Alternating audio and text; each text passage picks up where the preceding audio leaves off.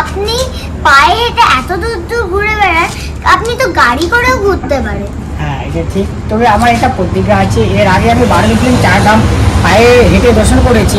তো আমি তখনই ভেবেছিলাম যে আমাদের মহাকালীকে আমি দর্শন করেছি, এবার আমাদের শক্তিপীঠ যেটা আমাদের পশ্চিমবাংলার মধ্যে, আমাদের যেমন বাংলাদেশ, শ্রীলঙ্কা, অনেক জায়গায় আমাদের মায়ের ধামগুলো আছে, কিন্তু আমরা যাই না। যখন বিষ্ণুজি তার চক্রের দিয়ে যে 51টা টুকরো করেছিলেন, সেই ভাগগুলো পড়েছিল নানান জায়গায়, সেই জায়গাগুলো কিন্তু কথায় কথায় পড়েছিল, আমরা সেটা জানি না। সেই জিনিসগুলো আমি আমার ভিডিওর মাধ্যমে তুলে ধরতে চাই। আমাদের পশ্চিমবাংলার মধ্যে সব থেকে বেশি জায়গায় পড়েছিল, সেটা হলো 13 জায়গায় পড়েছিল। তো আমরা জানি না কোথায় পড়েছিল, নাম কি, সেটা আমরা জানি না। সেটা আমরা আমার ভিডিওর মাধ্যমে তুলে ধরতে চাই। সেই জায়গাগুলো আমার মাধ্যমে, আমার অনেকে হয় যে যেতে পারেন না, আমার ভিডিওর মাধ্যমে তোমাদেরকে আমি দর্শন করাতে পারি, এটাতে আমার ভালো লাগে। আপনি যে ভিডিওর মাধ্যমে এতজনকে এত কিছু শেখান, আপনি ওরা যদিও এমনি আপনার মতো হেঁটে যেতে চায়, তো আপনি ওনাদেরকে কি সাজেস্ট করবেন?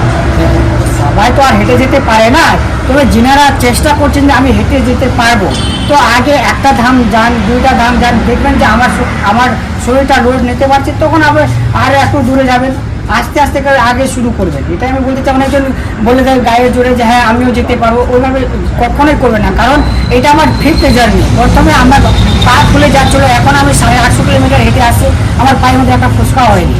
তো এটা হলো আমি প্র্যাকটিস করেছি প্রতিদিন 8 ঘন্টা, 5 ঘন্টা, 4 ঘন্টা আমি রানিং করেছি। তো একবারে যদি আপনি আমাকে দেখে নিয়ে ভাববেন যে ওই ছেলেটা যেতে পারছে, আমি কেন যেতে পারবো না, সেটা ভুল। আগে আপনি ছোট ছোট জায়গায় যান, তখন পারবেন যে আমার শরীর লোড নিতে পারছে, তখন আপনি আরও বড় পদক্ষেপ নেন। একবারে আপনি বেশি বড় জায়গায় যেতে চেষ্টা করবেন না, এটাই আমি বলতে চাই। আপনি পুরী গেছেন? হ্যাঁ, জগন্নাথ পুরী গেছি। যখন 12 জ্যোতির্লিঙ্গ 4 ধাম, 4 ধাম মধ্যে জগন্নাথ পুরীও পড়ে, তো আমি গেছি। গেছিলাম নাকি? হ্যাঁ, আমরা আবার যাব। কেমন লাগলো সেখানে জেনে তোমার কেমন লাগছে? আমারও খুব ভালো লেগেছে, আমার ফ্যামিলিরও খুব ভালো লেগেছে, আমরা আবার যাব। আচ্ছা, আবার যাবা। তো যারা তোমাদের মতো বাচ্চা আছে তাদের কি বলতে চাও তুমি, তোমাকে জিজ্ঞেস করো। ওখানে বারবার যাওয়া উচিত, খুব ভালো জায়গা, সমুদ্র আছে, ভগবান আছে, খাবার দাবার আচ্ছা, আছে। তোমার বয়সে বাচ্চাগুলো এখন মোবাইল গেমের মধ্যে পড়ে থাকে, তো তাদেরকে নিয়ে তুমি কি বলতে চাও? ঘুরে বেড়াতে, না, এইরকম তুমি ঘুরে বেড়াতে, পড়াশোনা করতে, হ্যাঁ, পড়াশোনা আলাদা আলাদা অ্যাক্টিভিটি করতে। একদম একদম। তো পড়াশোনার সঙ্গে সঙ্গে আমাদেরকে মাঝে মাঝে ঘুরিয়ে দিলে, তাই তো? হ্যাঁ, সবার আগে আমাদের পড়াশোনা। আর এই বয়সে আমি খুব ভালো লেগেছে। আপনি সারাদিনের কখন হাঁটেন, কখন ঘুমান, কখন রেস্ট নেন, কি করেন আপনি? আমি সকাল হলে 5:30 থেকে 6টার দিকে আমি বেরিয়ে যাই। কোথাও জায়গা পাই, কোথাও পাই না। যেখানে পাই না তো আরও রাত্রেও হাঁটতে হয়, সারা রাতেও হাঁটতে হয়। এমন হয়েছে যে সারা রাতেও হাঁটতে হচ্ছে, আবার সারাদিনও হাঁটতে হচ্ছে। তো অনেক সময় হয় যে কেউ জায়গা দেয়, যেমন আমি তো বাইরে থেকে এসেছি, কাউকে বলি যে দাদা আজকে রাতে থাকতে হবে, তো কেউ থাকতে দেন, কেউ বলেন না এখানে জায়গা হবে না। এভাবে করে নিয়ে অনেক জায়গা হয় যে থাকে, সেখানে কোনো বাড়ি ঘর থাকে না, তো সারাদিন হাঁটতে হয়, সারা রাতেও হাঁটতে হয়। আপনার চ্যানেলের নাম?